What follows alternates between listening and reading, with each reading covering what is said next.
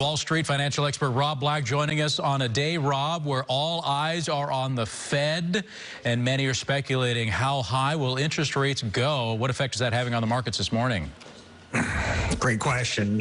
It's well known by the markets, so it shouldn't have that much of an effect, and yet it's not that well known.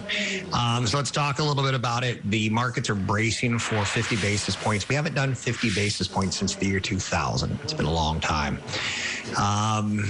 And then we're expecting the June meeting to look like 50 basis points, maybe 75 basis points. We'd probably prefer 50.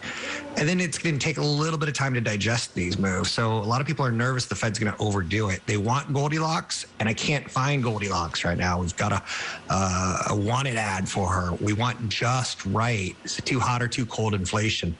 So we're freaked. We're stressed, and we have to act cool and say, we've been here before, we've done this before, and we have. Other news that's important is Moderna. They tripled their COVID vaccines. Stock's doing great. Total retail sales for toys this year, I found this interesting, $28.6 billion. That's not even a whole quarter for Apple. And Ford is saying that they're selling a lot of cars. They're making a lot of cars. It's a little disappointing they can't get enough semiconductors for the future. So they're basically saying what's happening in Asia with COVID is shutting down factories. And if we don't get those factories open, we're going to have problems in the future. So that's kind of the angst we have today. We feel like teenagers. Yeah, and let's keep with the car theme, because I know Uber also reported earnings. I think at first blush, a pretty positive report, right? Surging revenue? Yeah, Lyft reported bad numbers last night, and Uber was supposed to report after the market today. So Uber comes out and reports their numbers early. And like, we're not them.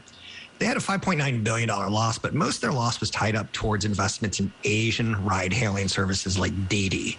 So they took some big write-offs because Asia's got a different problem the United States has right now. In fact, if you look at Asia, Europe, and the United States is doing pretty well. So even though it looks like we're heading towards a recession, we may be able to miss a recession.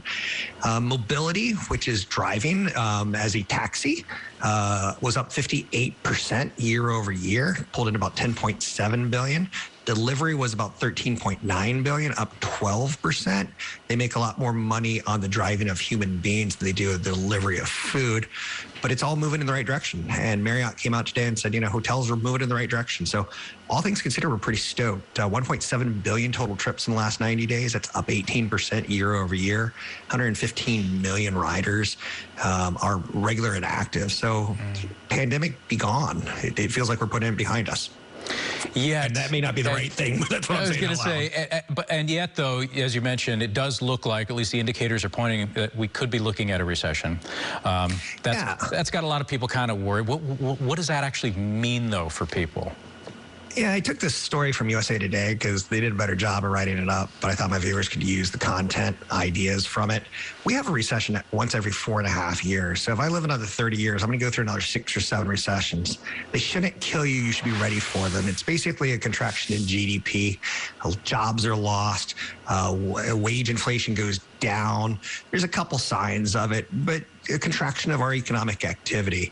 Number one, if you have a job that's a little bit iffy, start thinking about you or the person who's going to be affected. 22 million jobs were lost in the last recession. Of those 22 million, 7.7 million lost health insurance. Recessions are normal and healthy as long as you're not counting on health insurance through your job.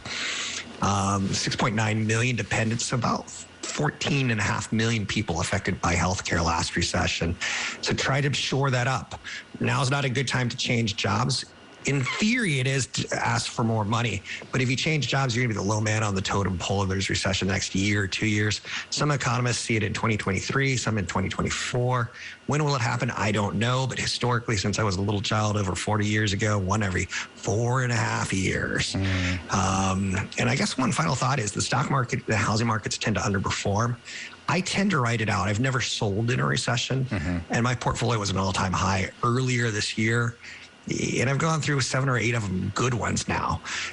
So be cool. Don't panic. Don't stress. Just try to make sure you're on good, solid footing. And if you need loans, like if you're going to need a new roof or you need to send your kids to college, think about lining that up before a recession hits, because that's when you can't get a loan. Right. So just be prepared like a Boy Scout and you'll be okay.